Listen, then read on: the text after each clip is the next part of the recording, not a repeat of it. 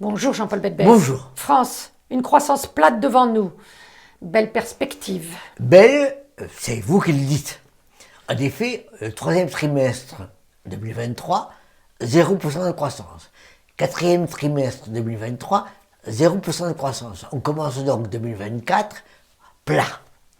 Avec l'idée que peu à peu les choses s'amélioreront. On nous annonce 0,2% de croissance en plus au premier trimestre, 0,2% au deuxième trimestre. Espérer. Espérer toujours. Autrement dit, on aurait 0,4% de croissance d'acquis à la fin du semestre et peu à peu les choses s'amélioreraient ensuite.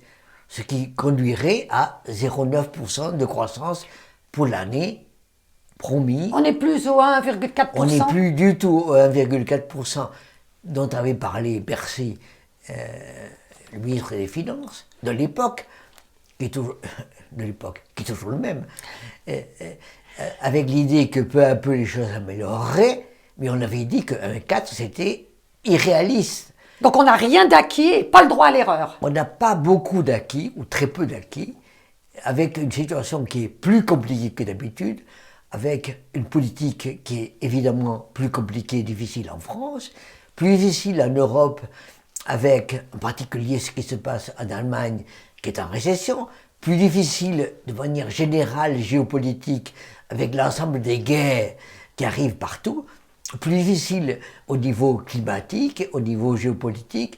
Donc c'est partout plus compliqué, partout plus difficile, et donc partout l'acquis l'est de moins en moins.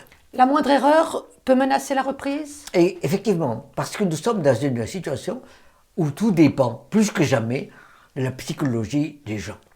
Psychologie des consommateurs, bien sûr, psychologie des entreprises et des investisseurs, le tout sur la psychologie des marchés qui sont évidemment ultra sensibles. Et en plus, on est surveillé par les agences. Et tout le monde attend ce qui se passera au fond en mai-juin, quand les agences de rating, Fitch et Moody's, regarderont nos comptes et diront « Où en êtes-vous ?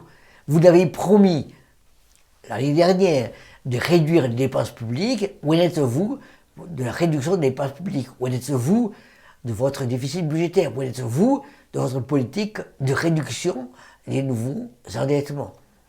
Il faudra donc faire plus attention, mais convaincre les gens. Oui, et c'est beaucoup plus difficile aujourd'hui parce qu'il y a moins de croissance. Et donc c'est plus difficile aujourd'hui de convaincre qu'il faut faire plus d'efforts au moment même où la croissance est moins portante. En fait, la démocratie n'a jamais été un long fleuve tranquille. La démocratie n'a jamais été un long fleuve tranquille, dans une économie en particulier libérale, dans une économie ouverte, avec des soucis et des interrogations partout.